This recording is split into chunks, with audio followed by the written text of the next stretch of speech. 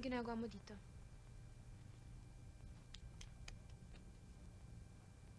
Can you give me a few minutes to explain? I acted like a real and I'm sorry. It was a misunderstanding. Patawarin mo ko, please. It's okay. I forgive you. I'm going home. Yeah. That's why I came to see you. My parents are going to Manila, and, I want to know if we could see each other there. Friends? Okay. Friends. Yeah. See you in Manila. Yeah. Wow, ang sarap ng breakfast! Kuha na ako, ha?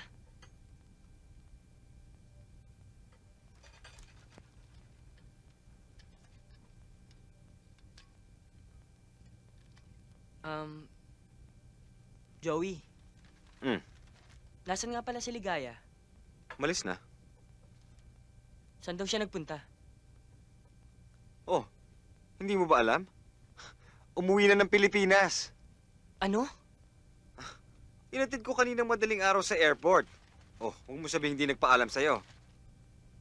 Bakit mo pinayagan? Mapipigil ako ba sa gusto niyang gawin? Ay, ayun, pinabayaan ko kung anong gusto niya. Alam niyo kayo, hindi ko kayo maintindihan eh. Dati-rati nagre-reklamo kayo dahil ginagawa ko kayong parang robot. Kaya yun, pinalaya ko. Bakit biglang-bigla naman yata? Siguro na insecure dun sa Statue of Liberty tsaka dun sa statang parati nakaangkla sa'yo.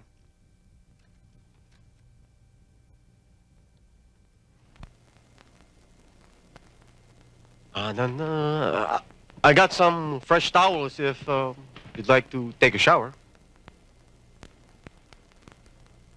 I'm really uneasy about this. This is not right.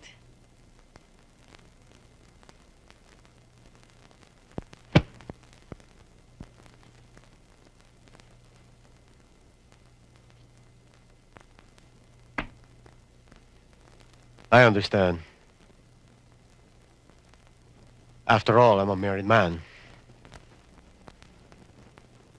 I'm sorry. Hindi kita dapat sinama dito. May asawa nga ako. Wala naman siya. May kasamang iba.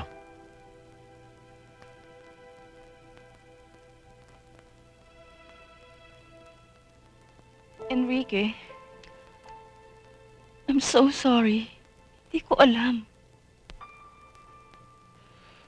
Paano mo namang malalaman? It seems that we're happily married. Pero ang totoo nun, she goes her way, I go mine. Hindi ko na kaya ang mga panlulokong ginagawa niya sa akin. Hindi ko alam kung hanggang kailan pa ako tatagal.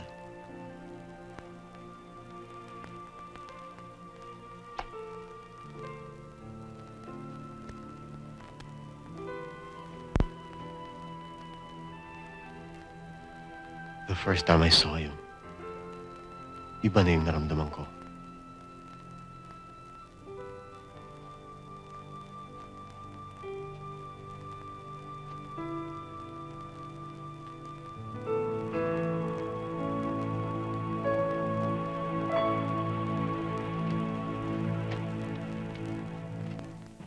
Oh, Fina.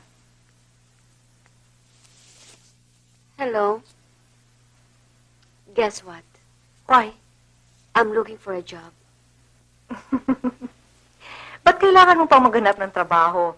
Nakakaingit ka nga eh. Para kang donya sa bahay mo. You have all the time in the world to do whatever you want to do. Ako, hindi ko ipagpapalit ang ganong klaseng buhay. Iba na ngayon, Mitos. Dalawa na ang adopted namin. Kailangan magtulungan kami ni Rodel para sa future nila. Kayang-kaya naman ni Rodel yun ah. Pati ba naman yun, poproblemahin mo pa? Iba na rin yung may sarili akong income. Ayoko na mahingi na lang ako nahingi ng pera kay Rodel. Nakasayang naman kung babaliwalain ko ang fine arts degree ko. Kung sa bagay, I could use someone with your qualifications. When would you like to start? Ngayon, Okay.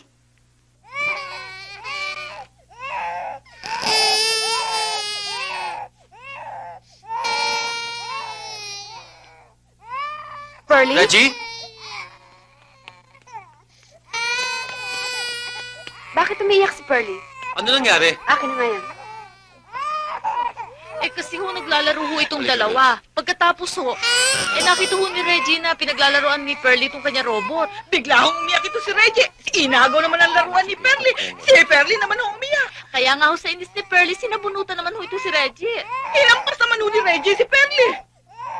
Tignan mo nga yung anak mo. Pati babae pinapatulan. Eh, bakit pinakikilaman ni Pearlie yung mga laruan ni Reggie? Para yun lang. Tinuturuan mo maging madamot siyang anak mo. Sa sobrang pagbibigay mo, yan, abusado tuloy. You're spoiling him too much. At ang pagtrato mo dyan kay Pearlie?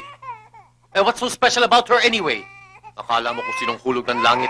You know, I don't understand kung bakit mo pinag-aaksaya ng pagmamahal yung pulot na yan. Rodel, mas magagawa ko pang mahalin ng isang kuteng o tuta kesa sa babaeng yun. Saling, dito mo alagaan ang bata para hindi niya mapakilaman ng laruan ng iba.